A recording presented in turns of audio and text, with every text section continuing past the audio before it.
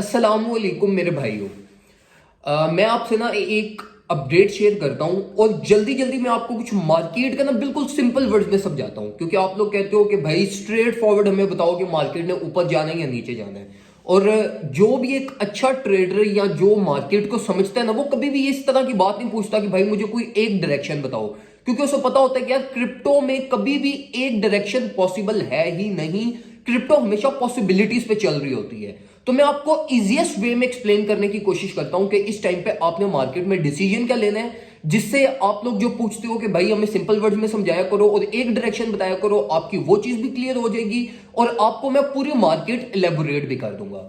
सबसे पहले मेरे भाइयों ये चीज को समझो कि जो इस टाइम पे क्रिप्टो मार्केट चल रही है ना, इसमें ट्रेडेड वॉल्यूम नहीं है, रियल टाइम ट्रेडेड वॉल्यूम नहीं है, मार्केट बैलेंस नहीं है, मार्केट में लिक्विडिटी नहीं है। अब लिक्विडिटी क्या होती है? लिक्विडिटी वो होती है जो मार्केट को डिराइव करती है either upward side either downward side. मतलब लिक्विडिटी ये वो कैपिटल होता है जो इन्वेस्टर्स और जो बड़ा ट्रेडर होता है ना, जो वो हंट करने के लिए जाता है। ठीक है, अब हम जो छोटे ट्रेडर्स हैं, जो छोटे इन्वेस्टर्स हैं, हम मार्केट में प्ले नहीं कर रहे और मार्केट में कैपिटल ना होने की वजह से मार्केट की मूवमेंट नहीं हो रही।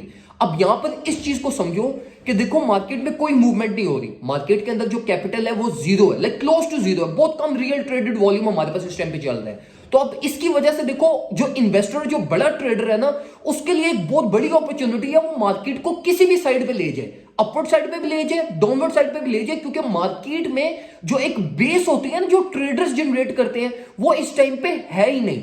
तो अभी यहां से मार्केट में जो एक बड़ा इन्वेस्टर है, वो मार्केट को पंप करवाना भी चाहे तो वो भी बहुत इजीली करवा सकता है, और डंप करवाना चाहे वो भी बहुत इजीली करवा सकता है। तो देखो ऐसी जो सिचुएशंस होती हैं, इसमें आप ट्रेड बिल्कुल भी नहीं करते।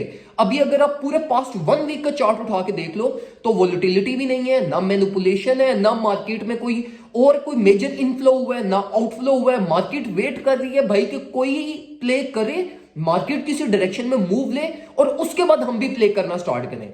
तो जिस तरीके से बड़ा इन्वेस्टर और जो हमारे पास बड़ा ट्रेडर सोच रहा है, आप भी उसी तरीके से ट्रेड करो। मार्केट को अपना मूव लेने दो। जिस टाइम पे आपकी मार्केट किसी एक साइड पे मूव ले लेगी, उसके बाद आप भी मार्केट में प्ले करना स्टार्ट करना। रिगार्डिंग बीटीसी मैं आपको ये रिकमेंड करूंगा कि अगर अभी आप लाइक मोर देन 70% यूएसडीटी में हो, तो मैं आपको स्ट्रिक्टली रिकमेंड करूंगा कि आप 10% स्पॉट एक्यूमुलेशन लाजमी बीटीसी की कर लीजिएगा।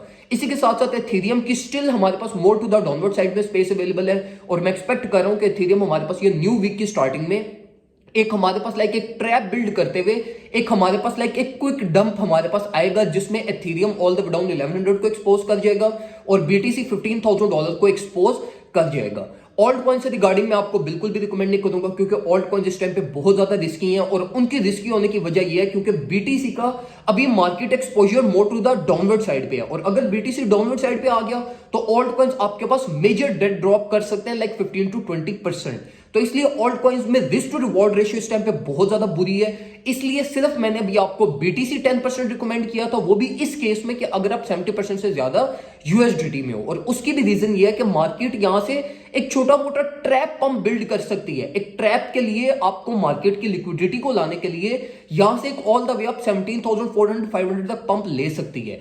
तो सिर्फ ये 10% से अगर मार्केट पंप लेती है, तो ये 10% से ये जो इतना पंप होगा, सिर्फ ये हम इसकी प्रॉफिट सिक्योरिंग के लिए ये 10% एकोमुलेशन कर रहे हैं, वरना जितनी भी हमारी मेजर एकोमुलेशन या मेजर स्विंग सेटअप्स जो हमारे हैं, वो ऑल द वे डाउन $15,000 की रेंज में से ही हैं। और यही वो प्राइस टैग होगा जिसमें आप फिर ऑल्ट कॉइन्स को एकोमुलेट कर सकते हैं। तो ये कुछ इंफॉर्मेशन थी जो मैं आपसे शेयर करना चाहता था। इसी के अलावा कोई चीज मेरे से आप पूछना चाहता है तो कमेंट सेक्शन में मेरे से पूछिएगा। इंशाल्लाह मैं आपको सारी चीजों का रिस्पॉन्स करूंगा, और जो जो आपके क्वेश्चन होंगे वो भी आपसे शेयर करूंगा। दुआ में मुझे याद रखिएगा, अपना ख्याल रखिए। अल्लाह हाफिज।